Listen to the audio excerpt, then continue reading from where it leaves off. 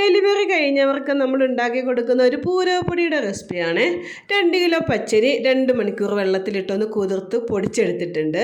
അതിലേക്ക് 10 കോഴിമുട്ട, 4 തേങ്ങ. അപ്പോൾ 1 കിലോ അരിക്ക് 2 തേങ്ങ ചിരകിയതാണ് ചേർത്ത് കൊടുക്കേണ്ടത്. അപ്പോൾ 2 കിലോ അരിക്ക് 4 തേങ്ങ ചിരണ്ടിയത്. അതിലേക്ക് 1 സ്പൂണ് മഞ്ഞൾപ്പൊടി, 1 സ്പൂണ് ഉപ്പ്, 1 പിടി നല്ല ജീരകം, 1 പിടി കരിഞ്ജീരകം ചേർത്ത് നന്നായി ഒന്ന് മിക്സ് ചെയ്ത് അടുപ്പത്ത് വെച്ച് വറുത്തെടുക്കണം കേട്ടോ.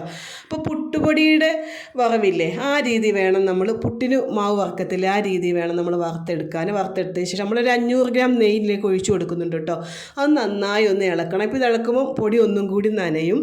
എന്നിട്ട് നമ്മൾ നല്ലപോലെ ഒന്ന് ഇളക്കി വറുത്തെടുക്കണം കേട്ടോ. അപ്പോൾ ഈ വറുക്കുന്ന സമയത്ത് നല്ലൊരു സൗണ്ട്, ഒരു കിലുകിലാ സൗണ്ട് കേൾക്കോളം വറുത്തെടുത്തതിന് ശേഷം പഞ്ചസാര ചേർത്ത് ഒരു 10 മിനിറ്റ് നല്ലപോലെ ഒന്ന് ഇളക്കിയതിന് ശേഷം നമ്മളിതൊന്ന് പൊടിച്ചെടുക്കണം കേട്ടോ. ഒന്ന് തണുത്തതിന് ശേഷം പൊടിച്ചെടുത്ത് നമുക്ക് ടിന്നിലിട്ട് സൂക്ഷിച്ച് വെക്കാമേ.